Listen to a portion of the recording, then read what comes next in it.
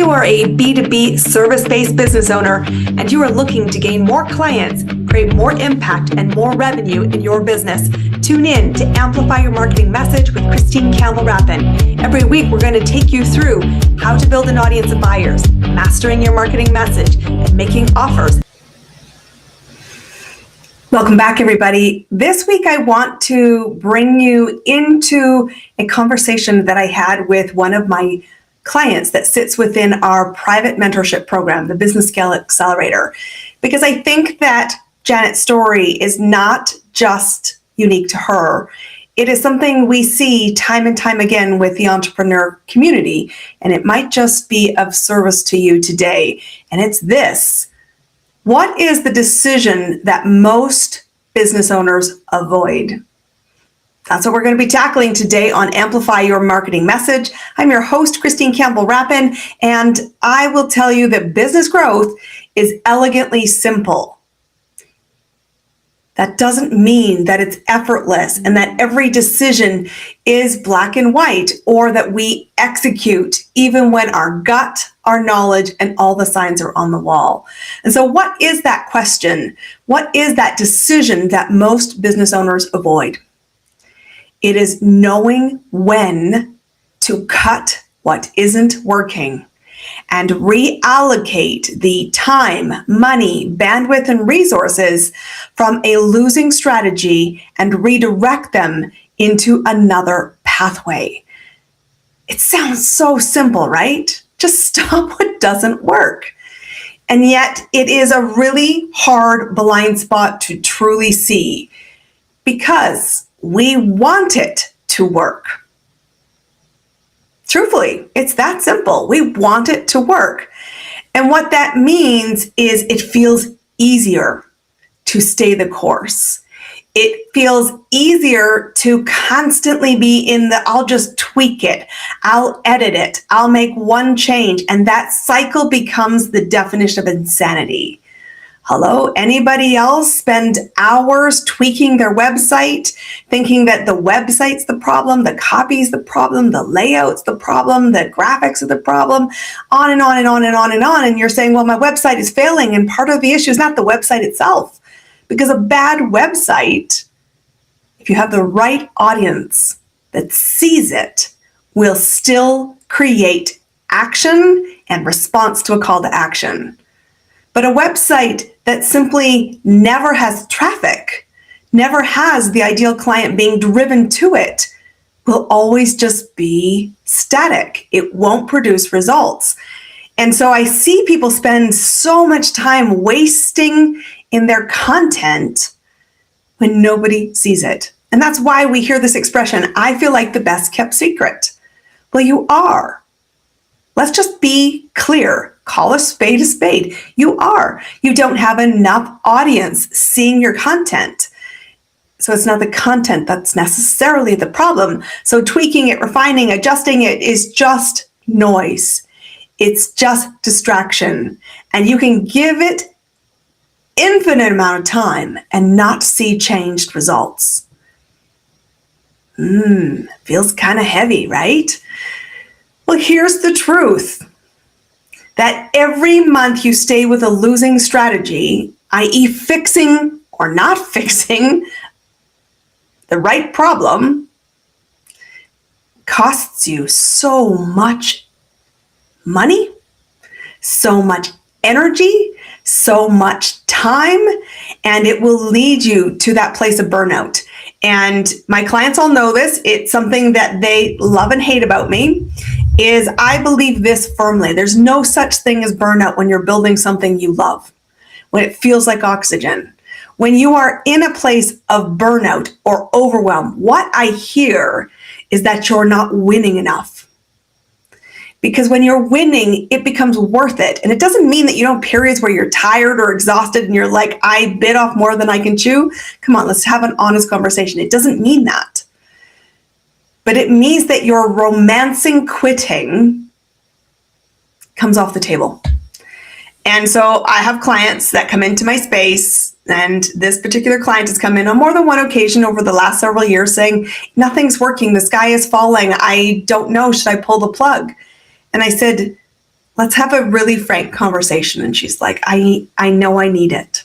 And so we sat down with great trust between us, with her and I on the same side of the table, talking about what she envisioned, what her current reality is.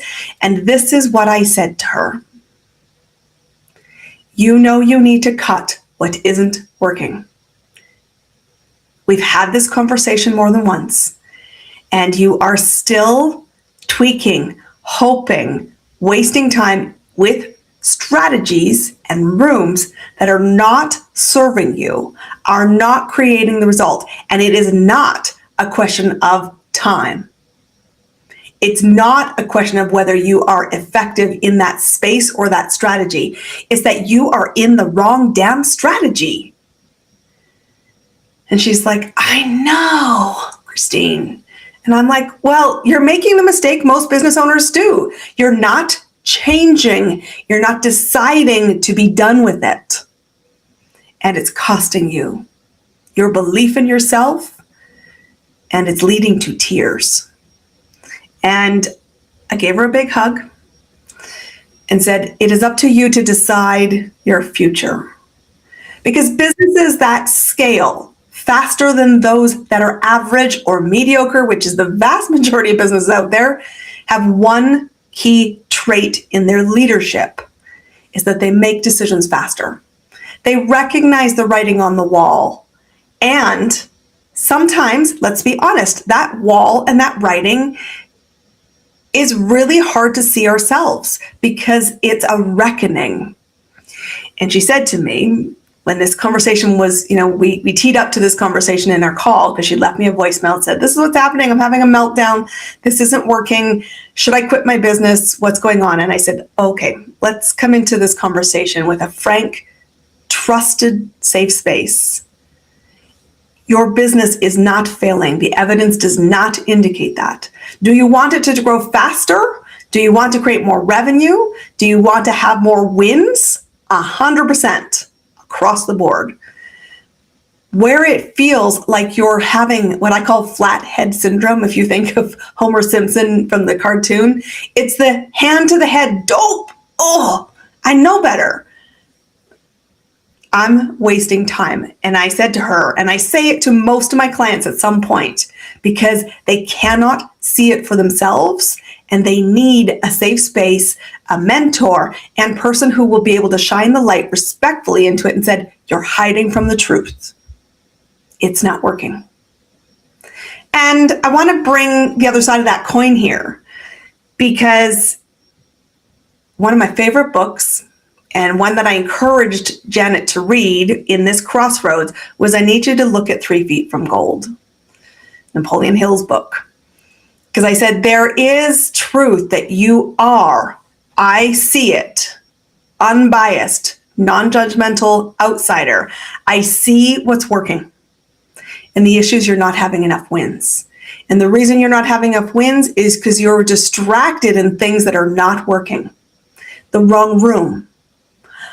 A room full of non-buyers, complainers, and mediocre thinkers. You're wasting time with people who you're convincing need to invest. Ready buyers who are ready to implement never need to be convinced. They're fast movers, they're decision makers, and they are result driven. And I said, if you need to be reminded, I want you to look at your last client, the one who paid you. What did he have to say? He just had sent her this incredible testimonial on how her impact had driven results for his business. And I said, that story that this client gave you is their reality. It's a reflection of your services. It's a reflection of what's working. And so the business isn't failing. You're not failing. You're getting caught in distractions that don't serve you. And I need you to prioritize your success.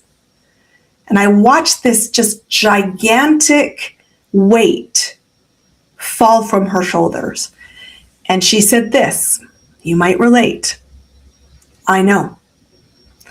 I'm spending time in rooms that are social clubs, not business development activity.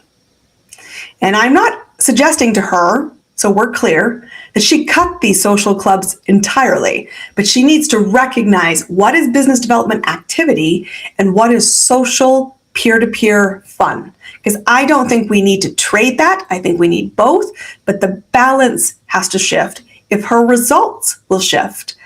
And so I said, look at your calendar. You're so busy championing somebody else's event, somebody else's room, somebody else's activity that you're never championing your own. You're not championing it enough to create the momentum and the speed you want. And it's hiding behavior. And she's like, I know. And so I said, you've got to decide. And she said, I'm spending so much time, so much money in things that don't create an ROI. I've invested in courses that were nice to have, but not necessary. I got swept up into promises and shiny objects that cost me money and were distractions, but I never operationalized them.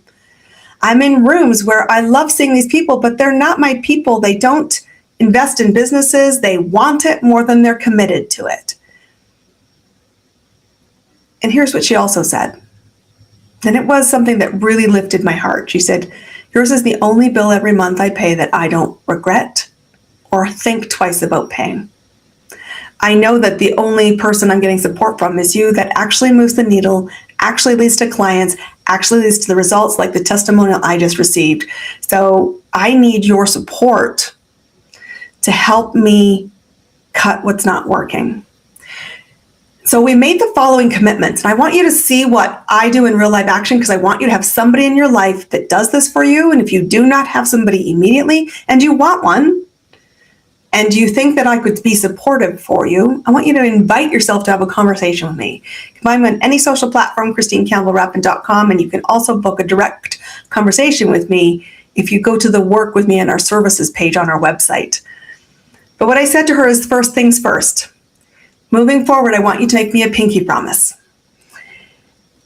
Anytime that you are looking at making an additional investment in a course, in a community, in a luncheon, in a networking room, I want you to come and tell me about it. I want to talk about the financial ROI on it. I want you to build a business case for why this makes sense. Because I don't want you to work more hours. She has a young daughter. She wants to be focused on her daughter, and we're heading into the period of school time where they'll be on a break. And I said, you want to be present. So I don't want more hours. I want more effectiveness. So the first things first, when you are looking at outlay of capital, i.e. your credit card or your cash, I want you to tell me why you're doing it. Come to me. We'll talk about it. I want you to tell me what success looks like having made the investment. And some of it will be a social jolly, and some of it will be, I want to implement this strategy in my business in the next 90 days. And if it is something where you're entertained, but not operationalizing in the next 30 to 90 days, we're going to say no to it. And then while we're working week to week, and this is a client I work with weekly, we're going to ensure that I'm going to help you integrate the knowledge to the strategies so that you see more wins. I said, how does that make you feel? And she's like, I need that because I'm struggling to cut what's not working. And she was clear. She's like, I know I'm the problem here. But to be better, you've got to make decisions that improve your long-term outcomes. So I said, that's what we're going to do, number one. Number two, I want to really talk about what rooms serve you. Because while you're in rooms right now, that for the vast majority are women social clubs, not entrepreneurial communities where wins happen. I want you out of that room. 75% of what you're currently doing, by that time back. Still spend 25% of your time. Go to an event a month, go to an event a quarter, that's fine. These are good people, good hearts, and you enjoy their company, but do it from a reward perspective versus I am playing in the game of pseudo business development activity because it's not business development activity. It's the wrong audience, not your buyer, not the right room. And I want you to, and I challenged her openly to get clear, what is a better room? She's like, I don't know. And what did I say? You guys will be shocked. BS. You absolutely do know better rooms because we have identified some. Her particular business is not the online entrepreneur. Her particular business is already a business that is past being a solopreneur. So stop being in rooms of solopreneurs. Most solopreneurs want to stay solopreneurs. They buy themselves a job. That's not the client she serves. So I said, you know other communities where there are companies which typically have 5 to 25 employees. That's a room that's more fit for your services. I also said to her, you need to be off rooms that are online focused businesses. You need traditional bricks and mortars. She particularly serves really well in the trade space. So I said, there are tons of trade communities. There are tons of businesses that are more traditional than the online coaching, healer, energy space that would buy your services, that want the outcomes you bring, that do not have a thinking partner that you could provide for them. So I said, BS. I said, what are the 3 rooms you need to be in? What are the 3 people who curate rooms that have been more effective, that brought you your first client that had such a great testimonial? I said, you have them, don't you? She said, I have the list. I said, so do something with the damn list. So we sat there and I watched, and she put in her calendar, I'm going to phone Elaine. I'm going to ask Elaine, what other communities should I be part of? And I have had opportunities to talk about the chamber, and I should go talk to our local chamber and see where their next event is and go test it out. In less than 30 minutes, we cut what wasn't working. We had a frank conversation because truthfully, tweaking, adjusting, and flogging a dead horse is still a dead horse. Every month you cannot afford to work on things that are not delivering an ROI. And I said it when I started, it's sometimes very hard to see the forest for the trees for ourselves. We struggle to know, is this a bad strategy or am I the problem? So don't expect yourself to see a blind spot. That's not easy.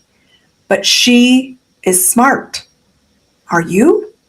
She has me in her corner, a paid business mentor who's like, enough of the BS. You are flogging a dead horse. You're in the wrong room. It's a social club. Get out. I need you to be more effective, not more hours, because the wasted energy is leading you to this belief of nothing's working, the sky is falling, tears, tantrums, and this very big, heavy burden. Should I keep going?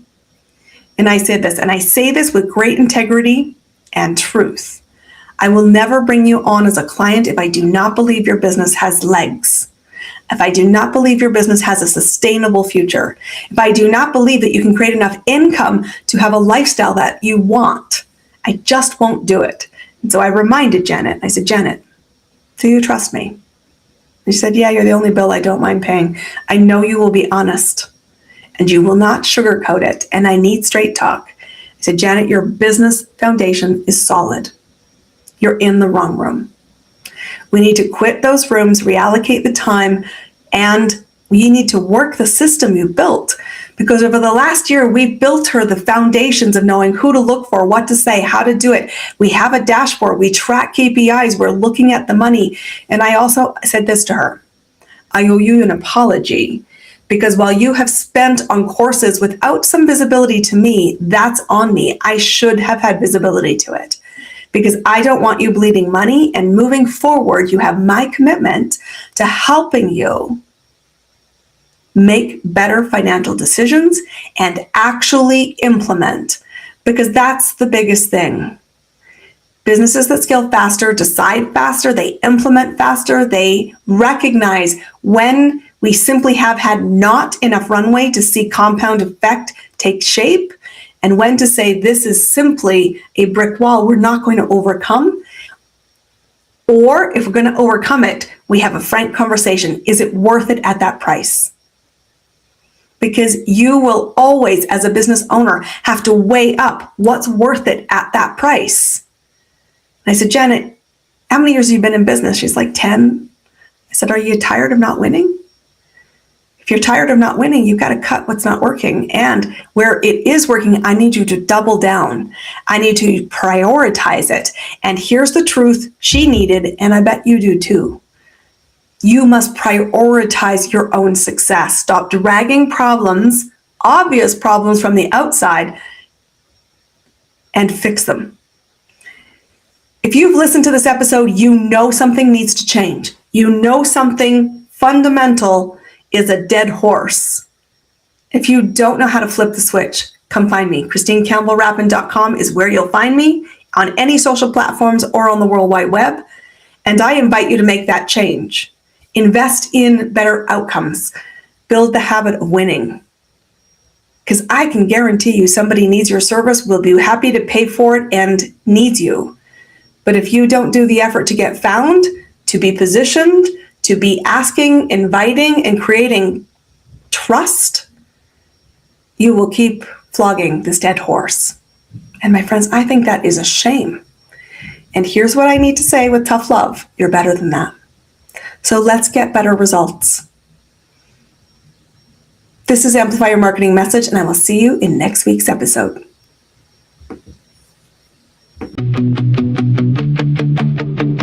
That's a wrap on another amazing episode of Amplify Your Marketing Message with me, your host, Christine Campbell Rapin. Be sure to subscribe on your favorite podcast platform so you don't miss another great episode. And be sure to visit ChristineCampbellRapin.com/podcast